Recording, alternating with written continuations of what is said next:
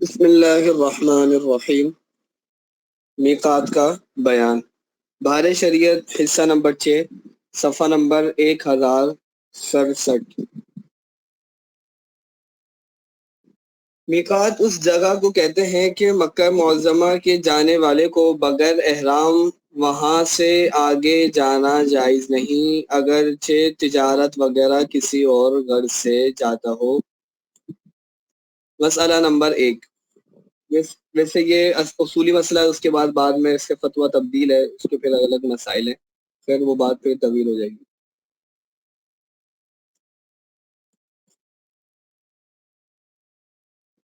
میں بعض اوقات یہ اس وجہ سے اشارہ کر دیتا ہوں تاکہ یہ پتہ چل جائے، یہ بھی ہو سکتا ہے کہ ہر بات پہ یہ آ جاتا ہے کہ بات طویل ہو جائے گی، مقصود یہ ہوتا ہے کہ پتہ چل جائے کہ ادھر کوئی بات بھی ہے، تاکہ کبھی کوئی بات نکلے تو آپ کو اتنا اندازہ ہو کہ یہاں پر کوئی بات تھی جو اس کا کوئی لنک تھا، یا کبھی کوئی ذکر ہو تو آپ اس کو متعلق دیکھ سکیں۔ اگر کبھی بات کا وجود کا ہی پتہ نہیں ہوگا تو پھر کبھی اس کو دیکھ بھی نہیں سکیں گے، کم از کم اتنا تو پتہ چل سکتا ہے۔ لیکن کلاس کے اندر اتنا ٹائم ہوتا نہیں ہے کہ تمام باتوں کی تفصیل سے ذکر کیا جائے۔ آئیے کہ کبھی الگ سے کوئی ملاقات ہوئی، کوئی بات چیت کا موقع ملا ہے، کوئی جیسے آپ نے کل گروپ میں ایک طالب علم نے معلوم کر لیا تھا، پھر وہ میں نے اس کو عرض کر دیا تھا، اسی طریقے سے سوالات کر لیا جاتا تو عرض کر دیتا ہوں، تو وجہ یہ ہوتی ہے۔ خیر، مسئلہ نمبر 1۔ میقات 5 ہیں۔ ذوالحلیفہ۔ پہلی ذوالحلیفہ، یہ مدینہ طیبہ کی میقات ہے۔ اس زمانے میں اس جگہ کا نام ابیار علی ہے۔ ہندوستانی یا اور ملک والے حج سے پہلے اگر مدینہ طیبہ کو جائیں اور وہاں سے پھر مکہ معظمہ کو، تو وہ بھی ذوالحلیفہ سے احرام باندھیں۔ آج کے دور میں بھی ایسا ہی ہوتا ہے۔ ذات عرق، یہ عراق والوں کی میقات ہے، لیکن یہ پرانے دور کی بات تھی، اب ایسا نہیں ہے، یہ انشاءاللہ اس کی تفصیل عرض کروں گا۔ جوفا، یہ شامیوں کی میقات ہے، مگر اب جوفا بالکل معدوم سا ہو گیا ہے، وہاں آبادی نہ رہی، صرف بعض نشان پائے جاتے ہیں، اس کے جاننے والے اب کم ہوں گے، لہذا اہل شام رابغ سے احرام باندھتے ہیں کہ جوفا رابغ کے قریب ہے۔ قرن، یہ نجد والوں کی میقات ہے، یہ جگہ طائف کے قریب ہے۔ عموماً یہ بھی جب عمرہ کرنے جاتے ہیں تو وہ یہ کہہ رہے ہوتے ہیں طائف والی میقات، طائف والی میقات، تو اس سے یہ قرن المنازل والی میقات مراد ہوتی ہے۔ یلملم، اہل یمن کے لیے یہ میقاتیں ان کے لیے بھی ہیں جن کا ذکر ہوا، اور ان کے علاوہ جو شخص جس میقات سے گزرے اس کے لیے وہی میقات ہے، اور اگر اس میقات سے نہ گزرا تو جب میقات کے محاذی آئے اس وقت احرام باندھ لیں۔ مثلا ہندیوں کی میقات کوہ یلملم کی محاذات ہے، کوہ یلملم کا نام ہے کوہ کامران، اور محاذات میں آنا اسے خود معلوم نہ ہو تو کسی جاننے والے سے پوچھ کر معلوم کرے، اور اگر کوئی ایسا نہ ملے جس سے دریافت کرے تو تحدی کرے۔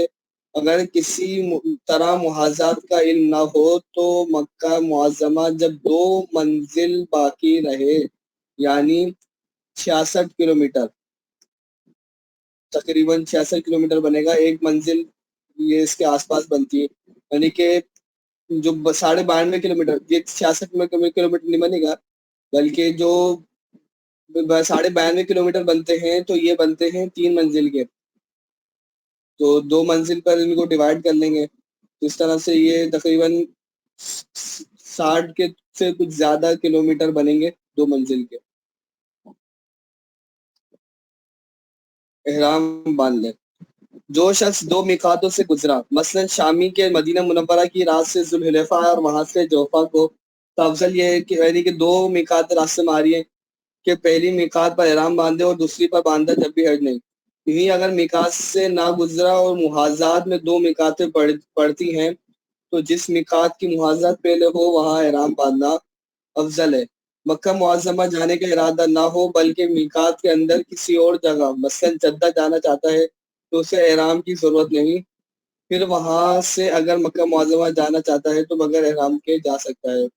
لہٰذا جو شخص حرم میں بغیر احرام جانا چاہتا ہو وہ یہ ہیلا کر سکتا ہے، بشرط یہ کہ واقعی اس کا ارادہ پہلے مسئلہ جدہ جانے کا ہو، نیز مکہ معظمہ حج اور عمرہ وغیرہ سے نہ جاتا ہو، مثلاً تجارت کے لیے جدہ جاتا ہے اور وہاں سے فارغ ہو کر مکہ معظمہ جانے کا ارادہ ہے، اگر پہلے ہی سے مکہ معظمہ کا ارادہ ہے تو اب بغیر احرام نہیں جا سکتا۔ جو شخص دوسرے کی طرف سے حج بدل کو جاتا ہو اسے یہ ہیلا جائز نہیں۔ میقات سے بیشتر احرام باندھنے میں حرج نہیں، بلکہ بہتر ہے، بشرط یہ کہ حج کے مہینوں میں اور شوال سے پہلے ہو تو منع ہے، کیونکہ حج کے جو مہینے ہیں وہ شوال، ذی القعدہ اور ذی حج کے شروع کے 10 دن ہیں۔ جو لوگ میقات کے اندر رہنے والے ہیں مگر حرم سے باہر ہیں، ان کے احرام کی جگہ حل یعنی بیرون حرم ہے، حرم سے باہر جہاں چاہے احرام باندھے، اور بہتر یہ ہے کہ گھر سے احرام باندھے۔ اور یہ لوگ اگر حج یا عمرہ کا ارادہ نہ رکھتے ہوں تو بغیر احرام مکہ معظمہ جا سکتے ہیں۔ حرم کے رہنے والے حج کا احرام حرم سے باندھے، اور بہتر یہ کہ مسجد الحرام شریف میں احرام باندھے، اور عمرے کا بیرون حرم سے، اور بہتر یہ کہ تنعیم، یہ مقام کا نام ہے، تنعیم سے ہو۔ مکہ والے اگر کسی کام سے بیرون حرم جائیں تو انہیں واپسی کے لیے احرام کی حاجت نہیں۔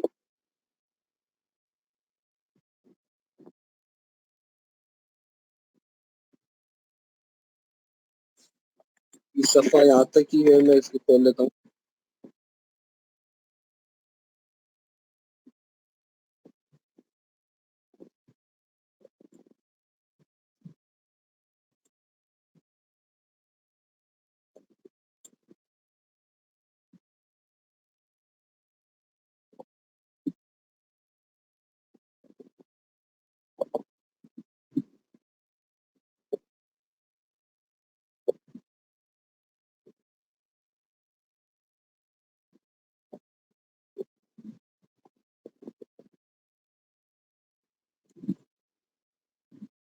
میقات سے باہر جائیں تو اب بغیر احرام واپس آنا انہیں جائز نہیں۔ صلو علی الحبیب صلی اللہ تعالی علی محمد صلی اللہ تعالی علیہ وآلہ وسلم۔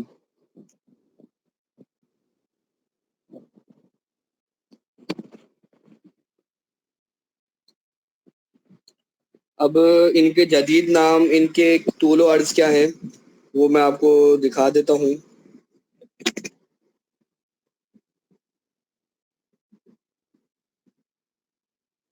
بلکہ آپ کو میں گروپ پہ ہی سینڈ کر دیتا ہوں۔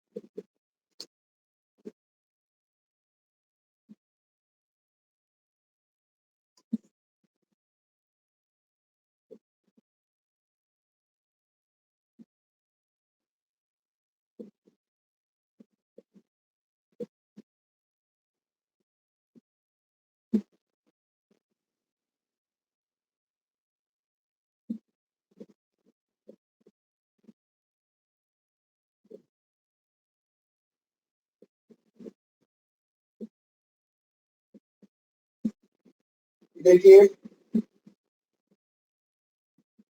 नया नाम।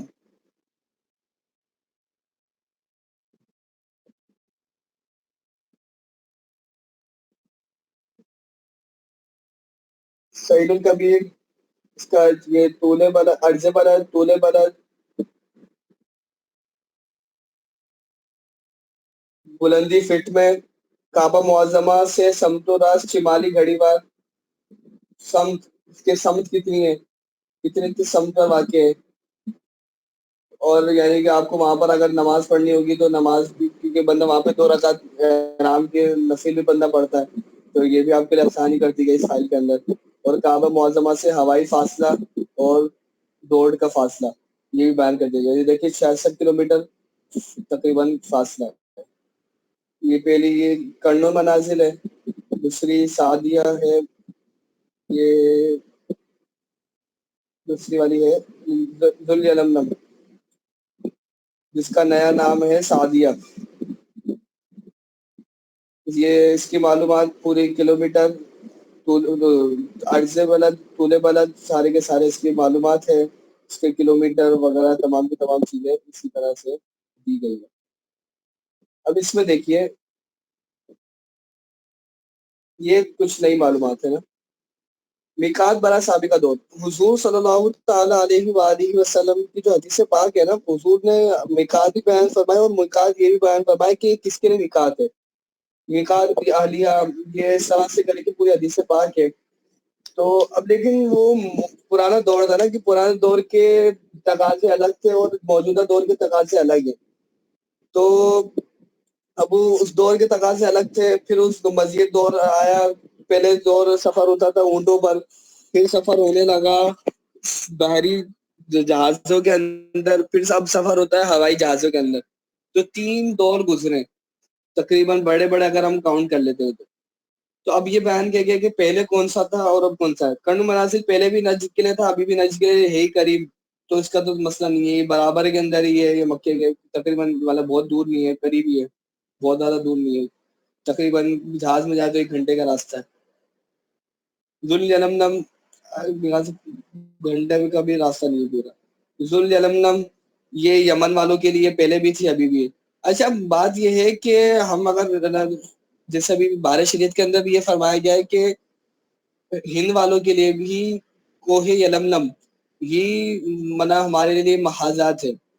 तो ये जो बात है ये भी हमारे हिसाब से ये बहरी हिसाब से है, ये हवाई जहाज के हिसाब से नहीं है। ये इस बात को समझना ज़रूरी है, बाज़ औक़ात बड़े-बड़े इसके अंदर ना गलती कर जाते हैं, इसको तस्लीम नहीं करते।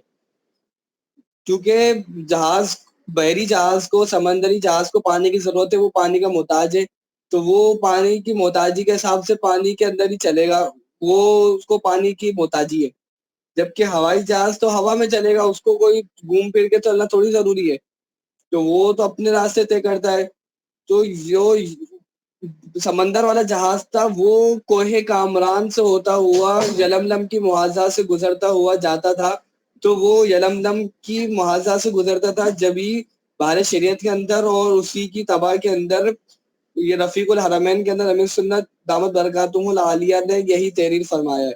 लेकिन जो जदीद जहाज़ जाते हैं, हवाई जहाज़ जाते हैं, तो वो कर्नुल मनाज़िल से जाते हैं।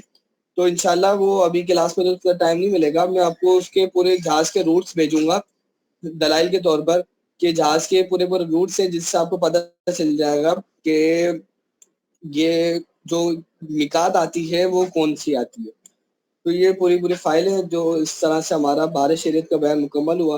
वैसे मिकात का बयान और ये हमारे निसाब में नहीं था, लेकिन इज़ाफ़े की नीयत से और मज़ीद इफ़ादे की नीयत से सोचा कि ये भी पढ़ लिया जाए। नई मालूमात थी, आपको इज़ाफ़ा भी हुआ होगा। तो इस वजह से हमने इसको पढ़ लिया। कोई सवाल हो तो कर लीजिए, ये हमारी किताब मुकम्मल हो चुकी है।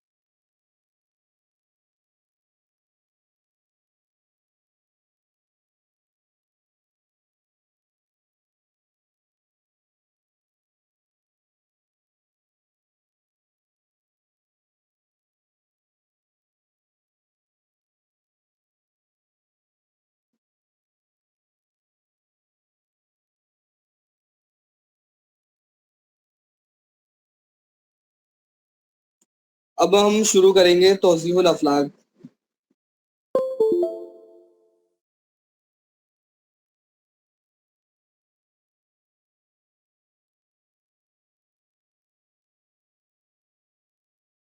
مشتاقان فلکیات کے لیے تحفہ نایاب. پہلی عبارت تحفہ نایاب ہے. اب آپ تمام کو تو خوش ہو جانا چاہیے کہ آپ تمام لیول 4 میں. ظاہر ہے کہ آپ تمام مشتاقان فلکیات ہی ہوں گے جبھی لیول 4 کے اندر. اور آپ کو ایک تحفہ نایاب ہو چکا ہے کہ جو آپ کو درسن پڑھایا جائے گا. مشتاقان فلکیات کے لیے تحفہ نایاب توضیح الافلاق مؤلفہ بحر العلوم حضرت علامہ مفتی سید ارشد حسین صاحب رحمۃ اللہ تعالی علیہ. حضرت کے لیے فاتحہ شریف پڑھ لیں. ایک دفعہ سورہ فاتحہ، 3 دفعہ سورہ اخلاص اور اول آخر درود شریف. جب تک میں بھی پڑھ لیتا ہوں اور آپ کو حضرت کی تصویر بھی دکھاتا ہوں، پھر انشاءاللہ ہم سبق اپنا پڑھیں گے.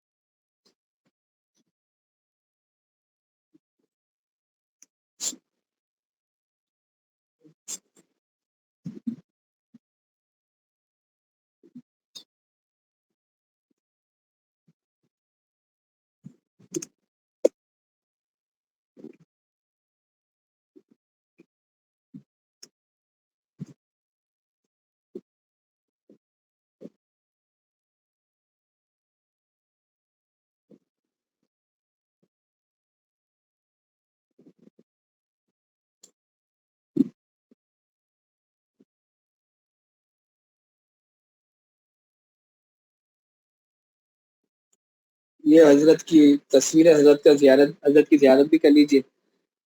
ہم نے ان کی الحمدللہ اب تک ہم 2 کتابیں پڑھ چکے ہیں، زبدۃ التوحید اور منار التوحید.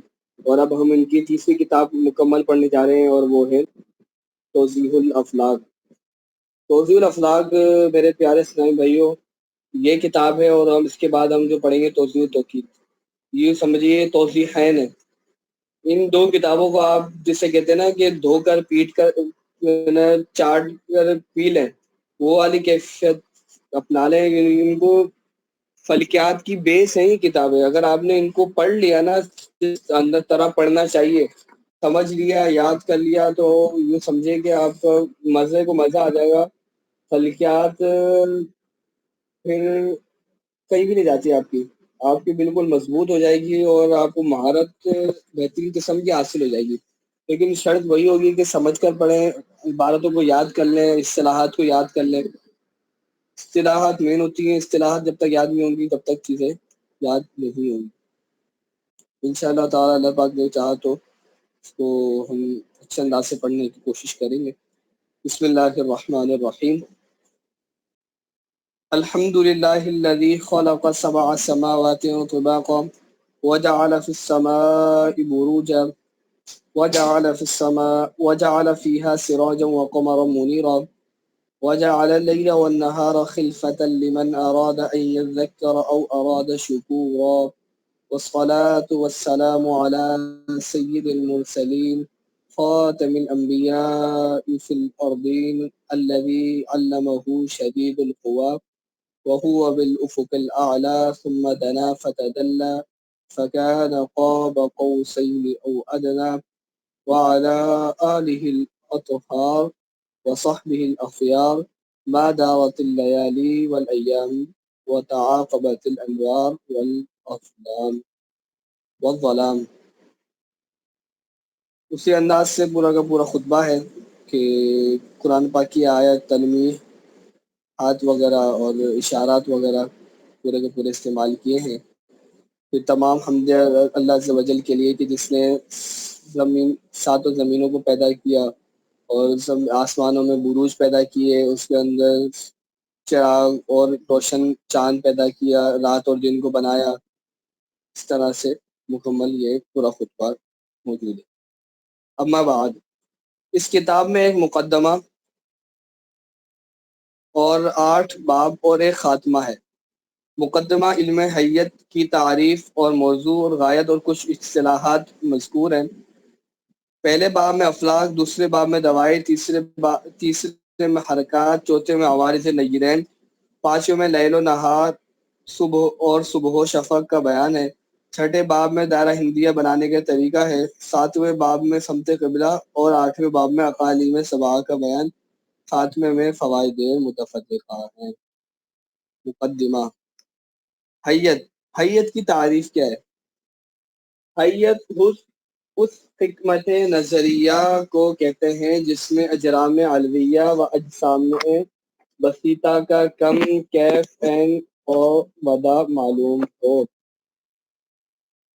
حکمت نظریہ کہتے ہیں، اس کی عربی میں تعریف ہے، یہ علم ایک پورا نام ہے، حکمت ہے، حکمت کی بھی قسمیں بنتی ہے، اس میں سے حکمت کی ایک قسم ہے حکمت نظریہ۔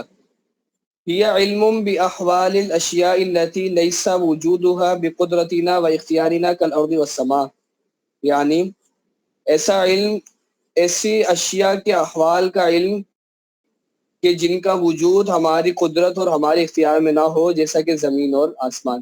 اور آپ جانتے ہیں کہ حیت کے اندر ہم وہ آسمان اور زمین سے ہی گفتگو کر رہے ہوتے ہیں کہ جن کا وجود ہماری قدرت میں نہیں ہوتا۔ کم یعنی کہ اس کی کمیت، مقدار، کیفیت، عین کے مقام، وعدہ، تمام کی تمام چیزیں، یہ سارے کے سارے کیونکہ جو ہم اس کے مقولات عشر منطق کے اندر آتے ہیں، تو مرکات کے اندر یہ وہی ہے سارے کے سارے، تو یہ اس کے سارے چیزوں کو جاننا۔ خلاصہ یہ نکلے گا کہ اگر ہم اس کا آسان لفظوں میں خلاصہ بنائیں تو خلاصہ یہ بن جائے گا کہ جو بھی اجسام علویہ ہیں، جو بھی اجسام بسیطہ، اجسام علویہ، سفلیہ ہیں، جتنی بھی چیزیں ہیں، ان تمام کی جو بھی کیفیت ہے کہ ان کی پیدائش کب ہے، ان کی سمت کیا ہے، ان کا مقام کیا ہے، ان کا غروب کب ہے، ان کا طلوع کب ہے، ان تمام کو جاننا یہ علم حیت کہلاتا ہے۔ موضوع حیت اجرام علویہ اور اجسام بسیطہ ہیں۔ غایت حیت بسیطہ معرفت اور الہی تک۔ سفلیہ جی ایک ہی ہے؟ بسیطہ اور جی، سفلیہ بسیطہ کا معنی اس طرح، ایک تو بسیطہ کا معنی یہ مفرد کا ہم معنی ہوتا ہے کہ یعنی کہ مرکب کے مقابلے میں آتا ہے یہ کہ وہ جو کسی کے ساتھ مرکب نہ ہو، ایسا اجسام جو کسی کے ساتھ مرکب نہ ہو۔ اب یہ یہاں پر سفلیہ اس اور کا بسیطہ ایک ہی ہے؟ نہیں ایسا نہیں ہے۔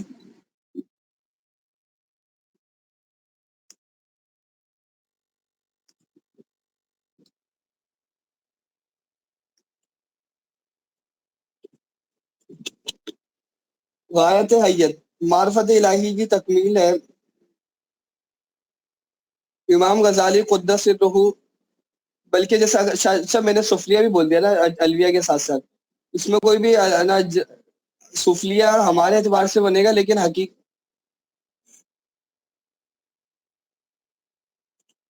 اعتبار سے وہ سفلی ہوگا نہیں، کیونکہ ہمارے اعتبار سے وہ نیچے ہوگا، لیکن نیچے والی دنیا کے لیے وہ اوپر ہی بنے گا، تو وہ ان کے اعتبار سے وہ علویہ ہی کہلائے گا، تو وہ اس کو سفلیہ کہہ بھی سکتے نہیں بھی کہہ سکتے، دونوں ہی چیزیں بن جائیں گی۔ معرفت الہی کی تکمیل ہے۔ امام غزالی قدس سرہ فرماتے ہیں، من لم یعرف الحیۃ والتشریح فهو عنین فی معرفت اللہ تعالی، کہ جو شخص حیت و تشریح کو نہیں جانتا وہ اللہ تبارک و تعالیٰ کی معرفت میں ناکامل ہے۔ قرآن کریم کا ارشاد ہے، ان فی خلق السماوات والارض واختلاف اللیل والنہار لآیات لأولی الالباب الذین یذکرون اللہ قیاما وقعودا وعلی جنوبہم ویتفکرون فی خلق السماوات والارض ربنا ما خلقت هذا باطلا سبحانک فقنا عذاب النار۔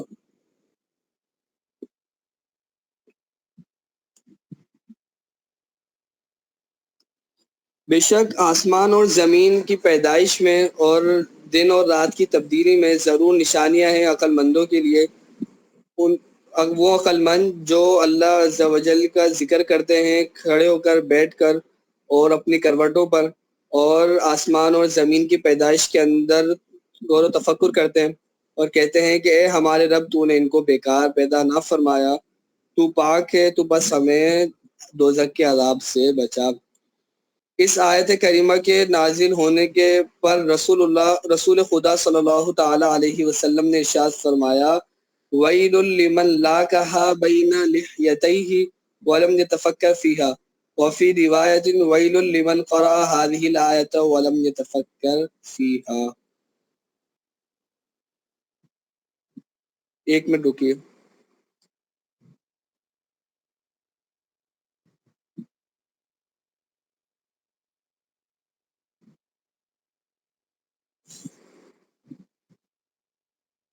وَيْلٌ لِّمَن لَاقَهَا بَيْنَ لِحْيَتَيْهِ، یہ حدیث پاک میں نے ڈھونڈنے کی کوشش کی، یہ مجھے ملی نہیں. یا تو اب کاتب نے کوئی لکھنے میں مسٹیک کی ہے، کیونکہ اس کا ترجمہ بھی سمجھ نہیں آ رہا. لاقہا لفظ کا ترجمہ کیوں سیٹ نہیں ہو رہا جو قاموس میں معنی مل رہا ہے اس کے حساب سے، تو اس کو ہم ترجمہ فی الحال نہیں کرتے کیونکہ اس کا ترجمہ سیٹ نہیں ہو رہا. آپ میں سے کسی کو سمجھ آئے تو بتائیے گا کہ یہاں پر آپ کو جو اگر کوئی ترجمہ سیٹ ہوتا ہے وہ سمجھ آئے. دوسرا جزء ہے وہ اس کی حدیث پاک بھی مل رہی ہے، اس کا ترجمہ بھی آسان ہے. اور بربادی ہو اس شخص کے لیے کہ جس نے اس آیت کو پڑھا اور اس پہ غور و فکر نہ کیا. قرہ، جسم کے اندر، یہ کل بھی ہم نے اصطلاح پڑھی تھی، اس جسم کو کہتے ہیں کہ جس کو ایک سطح مستدیر محیط ہو، گھیرے ہوئی ہو، اور جسم کے اندر ایک ایسا نقطہ مانا جا سکے کہ اس نقطے سے جتنے خطوط مستقیمہ محیط کی طرف نکالے جا سکتے ہوں وہ سب مستوی ہو، متساوی ہو. گول چیز ہوتی ہے نا، اب مثال کے طور پہ یہ گول ہے، یہ جو نشان بنا ہوا ہے یہ گنگڑ سے بہت چھوٹا ہے، لیکن اس کو سمجھنا اسی کے ذریعے. ابھی کوئی گول چیز ہے سامنے، اس میں دیکھ لیتا ہوں.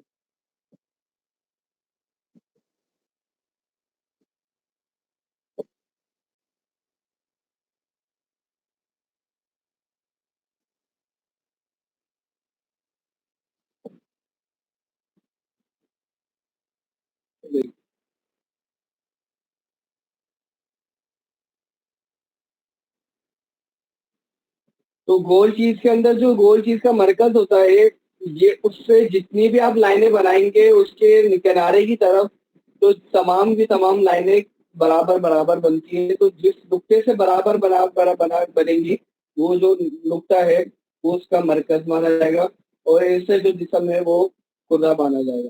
تو جو ایسی چیز ہو جس کے اندر ایسا نقطہ مانا جانا ممکن ہو سکے، ایسا نقطہ ماننا ممکن ہو، وہ جسم خدا کہلائے گا. مرکز قرہ اس نقطے کو کہتے ہیں جو قرے کے اندر ایسی جگہ مانا کیا ہو کہ اس نقطے سے خطوط مستقیمہ محیط قرہ کی طرف نکالے جا سکتے ہو، وہ سب متساوی ہو. قطر قرہ کل بھی ہم نے پڑھا تھا، اس خط مستقیم کو کہتے ہیں. اب یہ خط مستقیم کی بات ہو رہی ہے جو مرکز قرہ پر ہو کر گزرا ہو اور اس کے دونوں کنارے محیط سے مماس ہو، محیط سے بھی مماس ہو اور مرکز پر بھی ہوتا وہ گزر رہا ہو. یعنی کہ پورے کی پوری ایک سیدھی لائن بن جائے گی جو کنارے سے بھی جو دونوں کناروں کو چھو رہی ہوگی اور بیچ سے بھی ہوتی بھی جا رہی ہوگی.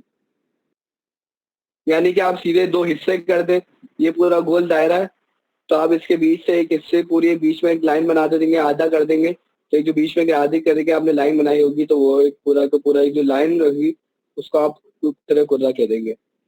قطب قرہ اس نقطے کو کہتے ہیں جو قرے کی حرکت وضعیہ سے متحرک نہ ہو.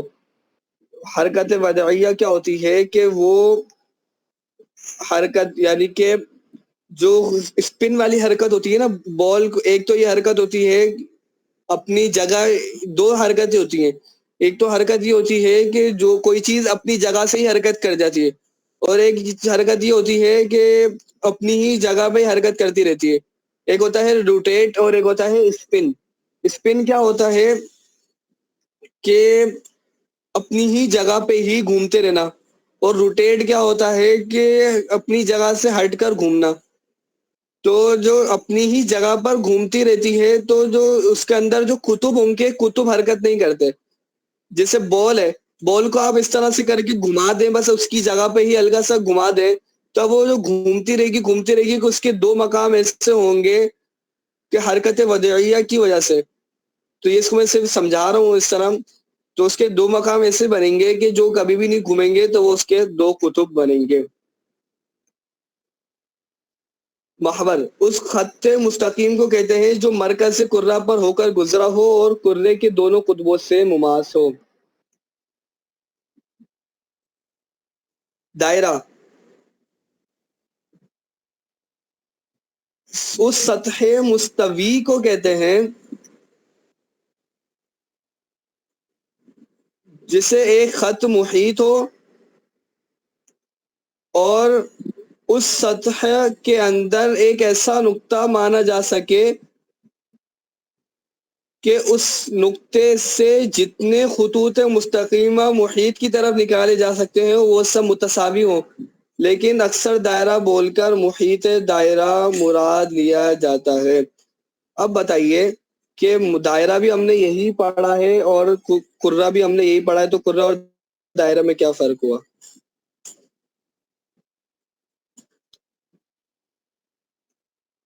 کرہ بھی ہم نے، کرہ کی بھی یہی تعریف تھی، صرف ایک لفظ کا فرق ہے.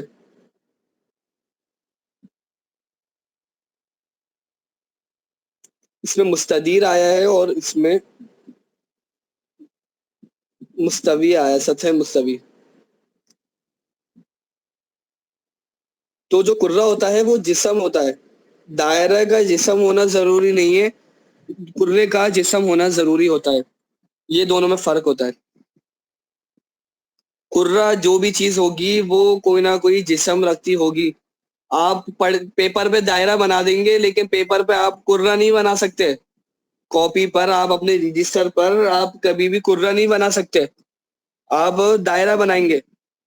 کیونکہ آپ اور کرہ زمین جو ہے وہ دائرہ بھی ہے اور ایک کرہ بھی ہے. ان دونوں کے درمیان عموم خصوص مطلق کی نسبت ہے کہ جو بھی چیز کرہ ہوگی وہ دائرہ بھی ہوگی، لیکن ہر وہ چیز جو دائرہ ہو وہ کرہ ہو یہ ضروری نہیں ہے. مثال کے طور پر کہ جو آپ نے رجسٹر پہ دائرہ بنا دیا تو اب اس کو آپ دائرہ تو بول سکتے ہیں کہ یہ سطح مستوی ہے، سطح ہے ایک کیونکہ یہ سطح کہلاتی ہے. منطق کی اصطلاح سطح بھی، یہ آپ سمجھ رہے ہوں گے، نہیں سمجھ آئے تو پوچھ لیجئے گا. تو اس سطح، کسی سطح کے اوپر ایک آپ نے دائرہ بنا دیا، ایک گول چیز بنا دی، ایک محیط بنا دیا، جو اب دائرہ گول چیز بنا دی تو اب وہ ایک دائرہ کہلائے گا کیونکہ اس کا جسم نہیں ہے. اور ایک بال ہے، بال گول ہے لیکن ایک جسم بھی رکھ رہی ہے تو یہ کرہ کہلائے گی. تو ان دونوں کے اندر یہ فرق ہے، اس کو ذہن میں رکھیے گا، کرہ اور دائرہ میں فرق.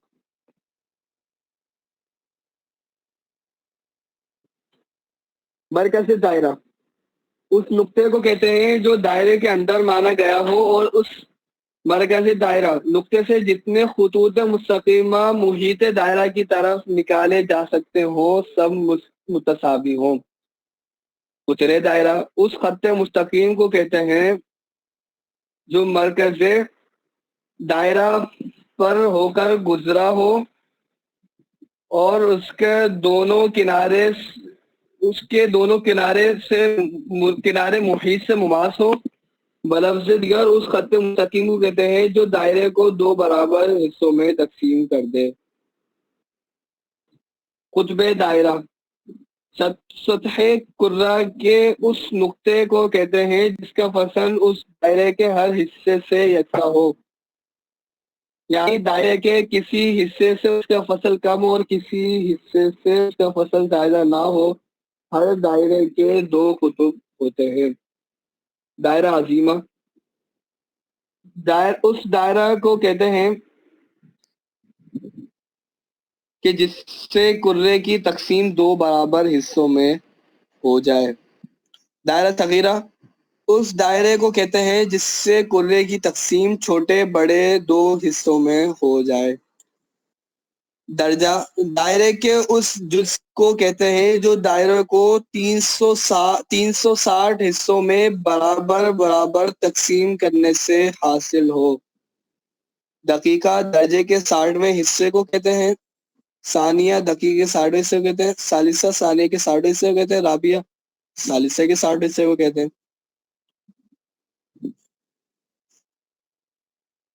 قوس اس خط منحنی کو کہتے ہیں جو یہ لفظ میں انشاءاللہ آپ کو بتا دوں گا کہ کیا ہے۔ خط کے بعد جو لفظ ہے قوس اس خط کو کہتے ہیں جو کسی دائرے کا جز ہو۔ اس سے مراد کیا ہے انشاءاللہ یہ بھی میں آپ کو عرض کر دوں گا۔ اکثر قوس اس قوس کو کہتے ہیں جو ربع دائرے سے زیادہ نہ ہو، یعنی جو 90 درجے سے زیادہ نہ ہو۔ ربع دائرہ پورا دائرہ 360 درجے کا ہوتا ہے، تو ربع دائرہ بنے گا 90 درجے کا، تو اکثر قوس وہ ہوگی جو 90 درجے سے زیادہ کی نہ ہو۔ تمام قوس اس مقدار کو کہتے ہیں جو قوس کے ساتھ ملانے پر ربع دائرے کے برابر ہو جائے۔ مثلا 60 درجے کا تمام 30 درجہ ہے، اور 50 درجہ 10 دقیقے کا تمام 39 درجہ 50 دقیقہ ہے۔ وتر قوس اس خط مستقیم کو کہتے ہیں جو کسی قوس کے دونوں کناروں سے مماس ہو۔ سہم قوس اس خط مستقیم کو کہتے ہیں جس کا ایک کنارہ قوس کے منتصف سے اور دوسرا کنارہ وتر قوس کے منتصف سے مماس ہو۔ یہ جی واپس سے بتائیے گا۔ 50 درجہ 10 دقیقے کا تمام 39 درجے 50 دقیقے ہیں۔ تمام جو وہی جو 90 سے ہم مائنس کرتے تھے وہی والا ہی ہے۔ 60 درجے کا تمام 30 درجے، اور 50 دقیقے کا 50 دقیقے 10 درجے کا تمام 39 درجے 50 دقیقے۔ 90 درجے 50 دقیقے کو دیکھ لیں، کیلکولیٹر میں کر کے دکھا دیتا ہوں۔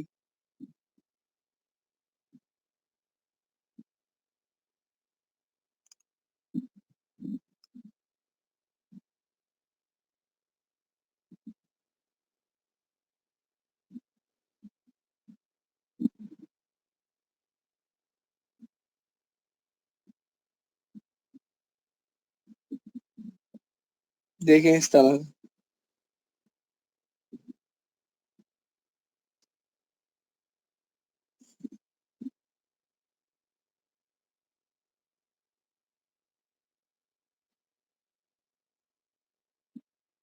مثلا اس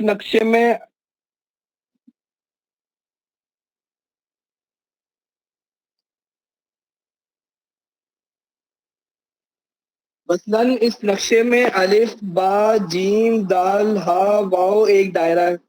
الف با جیم دال واو ہا ایک دائرہ ہے، ہا واو ایک دائرہ ہے، اور زا مرکز دائرہ ہے۔ ٹھیک ہے، یہ تمام دیکھیں، اب تمام اصطلاحات کا تقریباً اصطلاحات کا پریکٹس ہو رہی ہے۔ دائرہ ہو گیا، اس کو کرہ کیوں نہیں کہہ سکتے؟ کون بتائے گا؟ کیونکہ یہ جسم نہیں ہے۔ جسم نہیں ہے، ماشاءاللہ، اس وجہ سے یہ دائرہ ہے، گول ہے۔ اور الف زا ہا قطر دائرہ ہے۔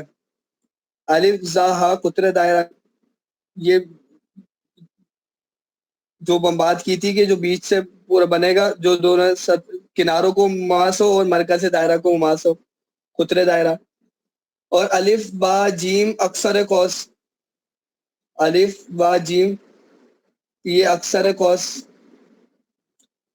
اور جیم حمزہ تمام قوس، اور الف تو جیم وتر قوس، اور با تو سہم قوس۔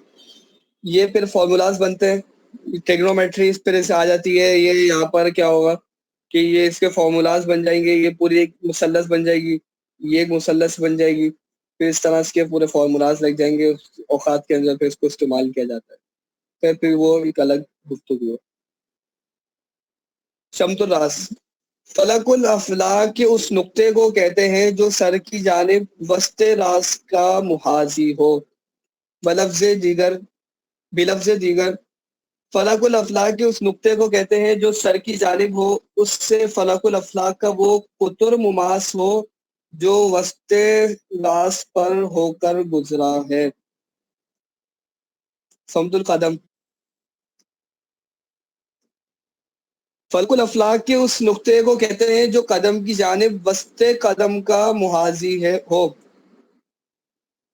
بلفظ دیگر فلک الافلاک کے اس نقطے کو کہتے ہیں جو قدم کی جانب ہو اور راس سے فلک الافلاک کا وہ قطر مماس ہو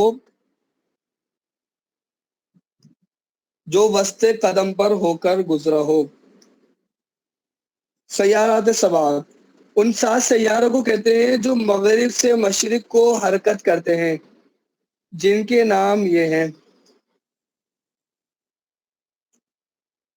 زحل، مشتری، مریخ، شمس، زہرہ، عطارد، قمر۔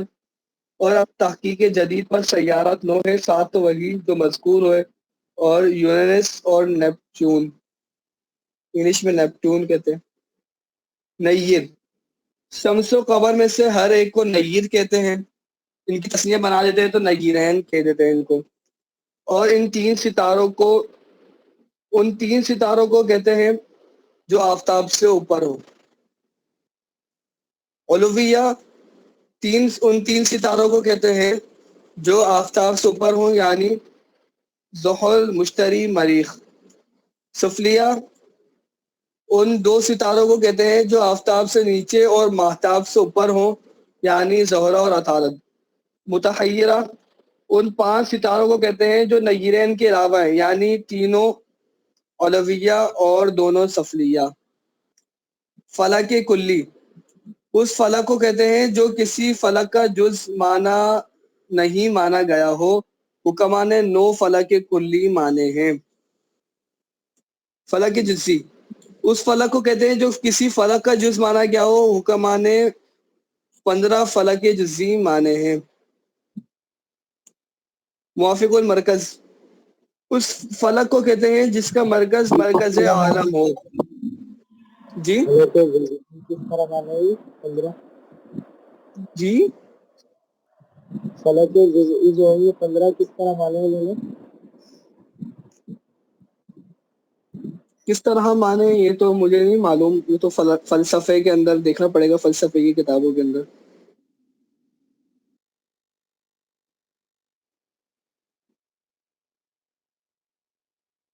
موافق المرکز، اس فلک کو کہتے ہیں جس کا مرکز عالم ہو۔ خارج المرکز، اس فلک کو کہتے ہیں جس کا مرکز عالم نہ ہو۔ تدویر، اس فلک جزئی کو کہتے ہیں جو زمین کو محیط نہ ہو اور اس میں کوئی ستارہ ہو۔ حامل تدویر، اس فلک جزئی کو کہتے ہیں جو زمین کو محیط ہو اور اس کے سخن میں تدویر ہو، یعنی اس میں تدویر ہو۔ مدیر، اس فلک جزئی کو کہتے ہیں جو زمین کو محیط ہو اور اس میں حامل تدویر ہو۔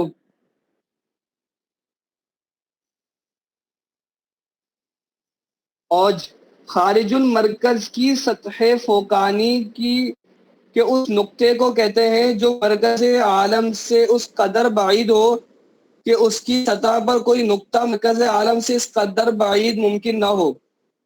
خارج المرکز یعنی کہ جس کا نقطہ برابر، ایک تو اس کے مرکز عالم کے برابر نہیں ہے، اس کی سطح فوقانی کے اس نقطے کو کہتے ہیں جو مرکز عالم سے اس قدر بعید ہے کہ اس کی سطح پر کوئی نقطہ مرکز عالم سے اس قدر بعید ممکن نہیں ہے، یعنی کہ سب سے زیادہ دوری۔ اب یہ سطح فوقانی کی بات ہو گئی، حدید کے اندر سطح تحتانی کے اندر اس قدر قریب ہوگا۔ خارج المرکز کی سطح تحتانی کے اس نقطے کو کہتے ہیں جو مرکز عالم میں اس قدر قریب ہو کہ اس کی سطح پر کوئی نقطہ مرکز عالم سے اس قدر قریب ممکن نہ ہو۔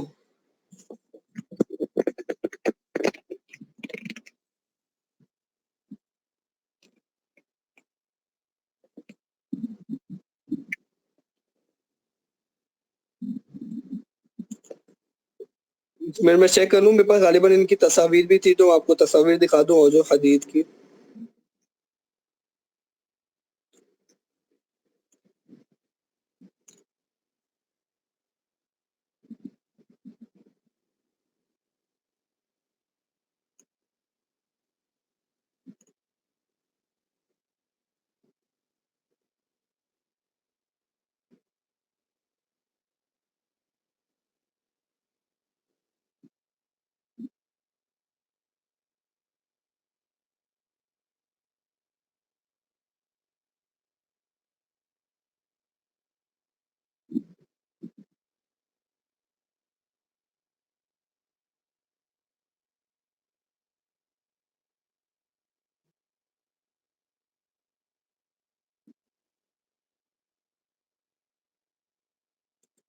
تو انشاءاللہ اس کی تصویر میں گروپ میں سینڈ کر دوں گا، انشاءاللہ کوشش کرتا ہوں اس کی تصویر مجھے مل جائے. حرکت حالت توالی، اس حرکت کو کہتے ہیں جو مغرب سے مشرق کو ہے، جیسے آفتاب کی حرکتیں ذاتیہ. حرکت اعلیٰ خلاف التوالی، اس حرکت کو کہتے ہیں جو مشرق سے مغرب کو ہے، جیسے فلک الافلاک کی حرکت. حرکت متشابہہ،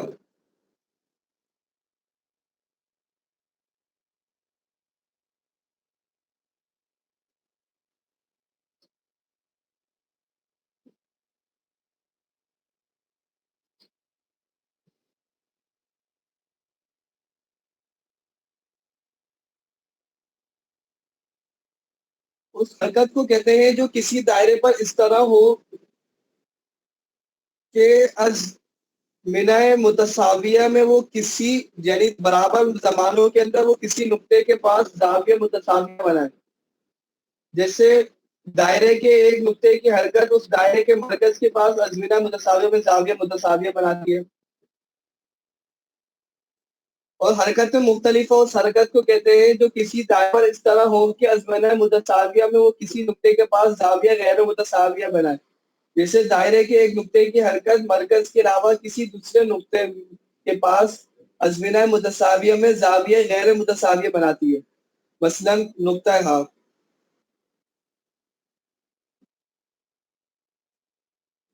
تو چھوٹا کر دیں تاکہ ہمیں ایک ہی ساتھ نظر آئے.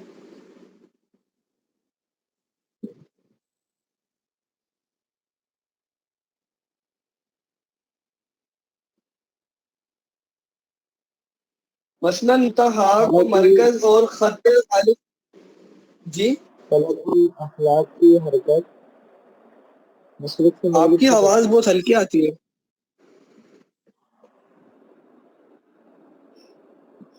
فلک الافلاک کی حرکت اب صحیح آ رہی؟ ابھی بھی ہلکی آ رہی ہے، چلیے فرمائیں. فلک الافلاک کی حرکت مشرق سے مغرب ہوتی ہے. جی جی، یہ حرکت ہوتی بھی ہے یا حکامہ کے نزدیک ہے بس؟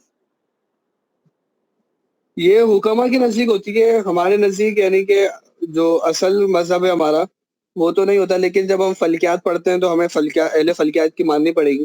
جیسے کہ دیکھیں یہ اعلیٰ حضرت علیہ رحمہ کی خلیفہ کی خلیفہ ہیں، لیکن جب انہوں نے فلکیات کی کتاب لکھی ہے تو انہوں نے فلکیات کی پیروی کی ہے. اسی طرح اعلیٰ حضرت علیہ رحمہ کے اشعار ہیں، میں آپ کو کچھ سنا دیتا ہوں چلیں ذوق کے اعتبار سے. آج کا سبق جو ہے ہمارا مکمل ہونے کو ہی ہے. اس میں بھی اعلیٰ حضرت علیہ رحمان نے جب فلکیات کی بات کی، افلاک کی بات کی ہے، تو اس میں آپ نے ویسے تو موقف ہی اپنایا کہ افلاک حرکت نہیں کرتے، لیکن جب اشعار فرمایا نا تو اشعار کے اندر فرمایا کہ افلاک کی حرکت کو ثابت کیا، اور کمال کے اشعار لکھے. سبحان اللہ. فرمایا یہ نہ جاگ اٹھے کہیں اہل بقی کچی نیند، چلا یہ نرم نہ نکلی صدائے پائے فلک. فرما رہے ہیں کہ اب آسمان چل رہا ہے اور آسمان کے صدائے پائے کی جو پائے ہے، آسمان کے جو پاؤں ہیں ان کی جو آواز ہے وہ نہیں نکل رہی. تو اس کی کیا وجہ ہے؟ سوال یہ پیدا ہو گیا کہ آسمان جب چل رہا ہے، اتنا بڑا آسمان ہے، انسان چلتا ہے اس کے چلنے کی کچھ نہ کچھ آہٹ پیدا ہوتی ہے، آواز آتی ہے، تو آسمان کے چلنے کی آواز کیوں نہیں آ رہی؟ تو فرما رہے ہیں کہ علت بیان کر رہے ہیں، عاشق ہے تو عاشق علت بیان کرتے ہیں کہ نہ جاگ اٹھے کہیں اہل بکی کچی نیند. اہل بکی جو آرام کر رہے ہیں نا بکی شریف کے اندر، تو ان کی نیند کے اندر خلل نہ آ جائے، تو اس کی وجہ سے آسمان بغیر آواز کے چل رہا ہے کہ نہ جاگ اٹھے کہیں اہل بکی کچی نیند، چلا یہ نرم نہ نکلی صدائے پائے فلک. اس طرح سے یہ پورا کلام اعلیٰ حضرت علیہ الرحمٰن نے اس کے آخر میں فلک استعمال کیا. اس کے مزید اشعار ہیں: اگرچہ چھالے ستاروں سے پڑ گئے لاکھوں، مگر تمہاری طلب میں تھکے نہ پائے فلک. یہ مٹ کے ان کی روش پر ہوا خود ان کی روش کے نقش پا ہے زمین پر نہ صوت پائے فلک. یہ ان کی جلوہ نے کی گرمیاں شب اسرا کے جب سے چرخ میں پس نقرائے طلائے فلک. آخر ایک اور شعر ہے: یہ اہل بیت کی چکی سے چال سیکھی ہے، روا ہے بے مدد دستے آسیائے فلک. یہ تو سیدھا ہی فلک کو فرما رہا ہے کہ آسمان نے گول گول چلنا بھی کس سے سیکھا ہے؟ اہل بیت کی چکی سے سیکھا ہے. جو حضرت فاطمہ رضی اللہ تعالیٰ عنہ جو چکی چلاتی تھی اپنے ہاتھ مبارک سے، اس کو دیکھ کر ہی دیکھا ہے کہ کسی سے مدد نہیں لیتے، کہ آپ خود ہی اپنے ہاتھ مبارک سے تمام کے تمام کام کیا کرتی تھی. تو آسمان نے بھی آپ کو ہی دیکھ کر یہ تمام کے تمام کام گول گول گھومنا اور کام کرنا سیکھا ہے. تو اس طرح سے پورا کلام ہی اعلیٰ حضرت علیہ الرحمٰن نے فلک کی حرکت پر لکھ دیا. تو مفتی شہزاد نقشبندی صاحب نے لاہور کے، تو انہوں نے فرمایا تھا، اس حوالے سے معلوم کیا تھا ہمارے ایک اسلامی بھائی نے ان سے، تو انہوں نے فرمایا تھا کہ جب کسی فن کے اندر کلام کیا جاتا ہے تو اس فن کی ورنہ مقدمات کو، اس کی باتوں کو بھی، نظریات کو بھی اپنا کر کلام کرنا پڑتا ہے، تو پھر اپنی چیزوں کو چھوڑنا پڑتا ہے. ایسا نہیں ہو سکتا کہ یہ فرمائے کہ بھائی میں فلسفہ بھی اپناؤں گا لیکن اپنے نظریات بھی اپناؤں گا. ایسا نہیں ہوتا. پھر یہ ایسے نظریات بھی نہیں ہے کہ جو کوئی بہت بڑا کوئی خلاف لازم آ رہا ہو. ہاں کوئی بہت بڑا کوئی مسئلہ لازم آتا ہے تو پھر تو اعلیٰ حضرت علیہ الرحمٰن بالکل بھی پیروی نہیں کرتے. پھر افلاک، چلے بالکل بات چلیے تو افلاک کے اندر پھر مزید یہ بھی اختلاف ہے کہ افلاک سے مراد آسمان ہی ہیں یا کوئی دوسرے افلاک مراد ہے. یہ بھی بہت بڑا اختلاف ہے. بعض اوقات یہ بھی ہو رہا ہوتا ہے کہ فلک سے ہم آسمان مراد ہی نہیں رہے ہوتے. مسئلہ جب آئے گا کہ جب ہم فلک سے مراد آسمان لیں اور پھر ہم فلک کو گھومتا ہوا مانیں، پھر تو یہ بات کسی بھی اعتبار سے درست نہیں ہوگی کہ آسمان کو گھومتا ہوا نہیں مان سکتے، کیونکہ حدیث قرآن پاک کی آیت مبارکہ ہے کہ ان اللہ یمسک السماوات والارض ان تزولا، کہ بے شک اللہ تبارک و تعالیٰ آسمان اور زمین کو روکے ہوئے کہ وہ زائل ہو جائیں، کہ یعنی کہ وہ حرکت کرے. تو اب اگر آسمان سے مراد، فلک سے مراد آسمان ہے تو وہ تو کبھی بھی حرکت کر ہی نہیں سکتا. بعض کہتے ہیں فلک سے مراد، جو دیگر ائمہ ہیں انہوں نے مراد لیا کہ کلو فی فلکی یسبحون. اس کی تفسیر میں بعض اکثر علماء یا دیگر علماء کا موقف یہ ہے کہ فلک سے مراد وہ فلک سے مراد وہ جگہیں ہوتی ہیں کہ جہاں پر ستارے وغیرہ کی گھومتی ہیں چیزیں، ستاروں کے جو راستے ہوتے ہیں ان کو فلک کہتے ہیں. آسمان الگ چیز ہے، فلک الگ چیز ہے. تو پھر اس صورت کے اندر فلک کو گھومنا مراد لیا جاتا ہے، تو پھر اس صورت کے اندر شرعی موقفات کے اوپر کوئی خرابی لازم نہیں آتی.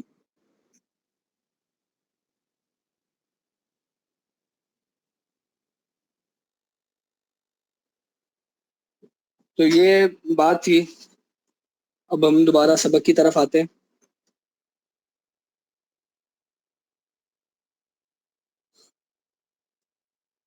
مثلا نقطہ ہا کو مرکز اور خط الف ہا کو نصف قطر مان کر ہم ایک دائرہ بنائیں جو، اور نصف دائرے کو 3 متساوی حصوں میں تقسیم کر کے ایک حصے کا نام الف با رکھیں. یہ دوسرے حصے کا نام با جیم رکھیں اور تیسرے حصے کا نام جیم دال رکھیں.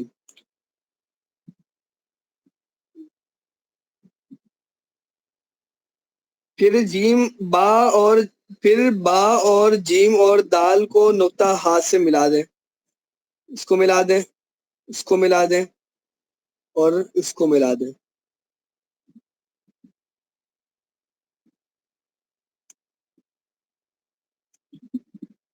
اور نقطہ ہاتھ سے نیچے ہٹ کر الف حمزہ الف دال پر ایک نقطہ زا فرض کریں پھر با اور جیم کو نقطہ زا سے ملا دیں تو مرکز دائرہ کے پاس 3 زاویہ متساویہ پیدا ہوں گے.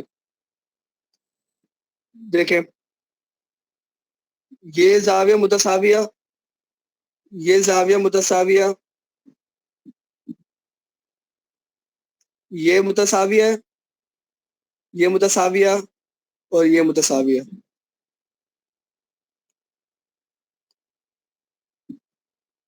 اور نقطہ زا کے پاس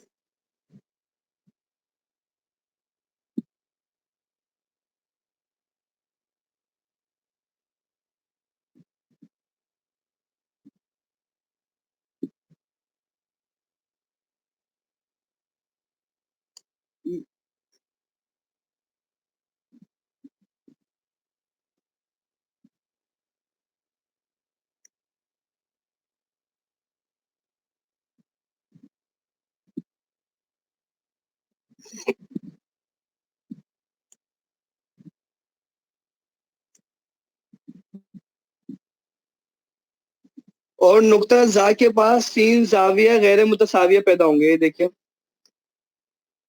ایک یہ چھوٹا ہے،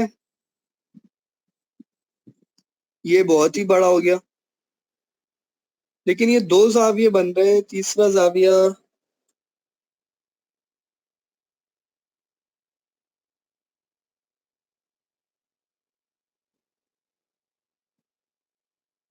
ایک منٹ رکیے.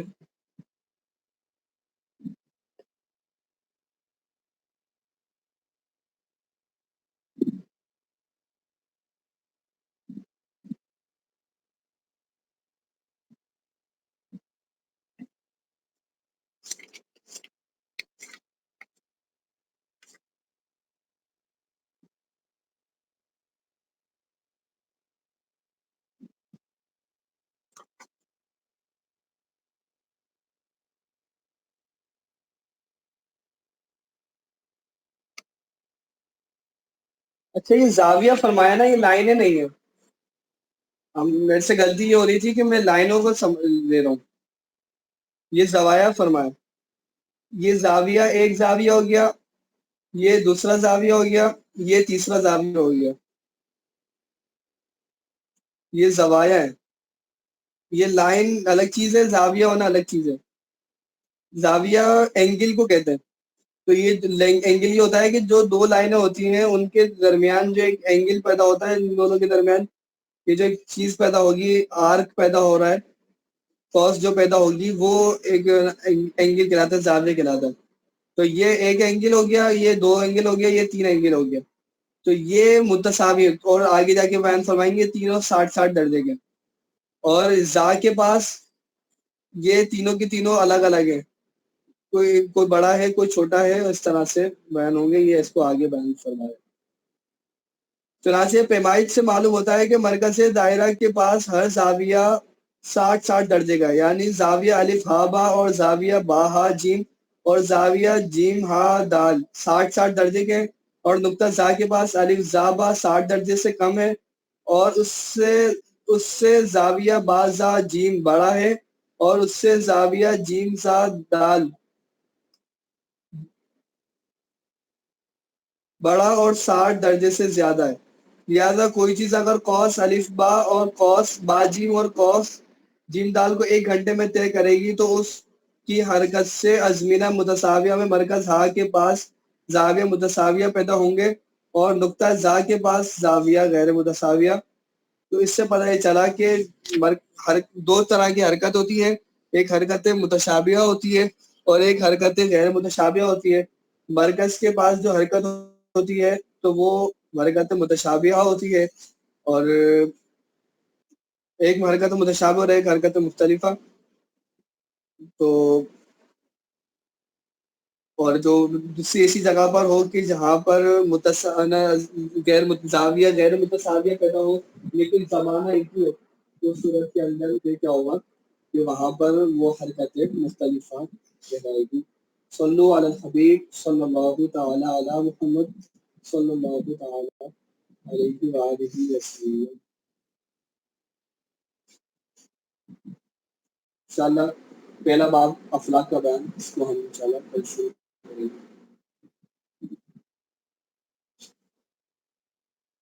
کوئی سوال ہو تو کر لیجیے. ٹائم تو 5 منٹ آپ کے اوپر ہو چکے ہیں. کلاس کا اختتام کریں گے.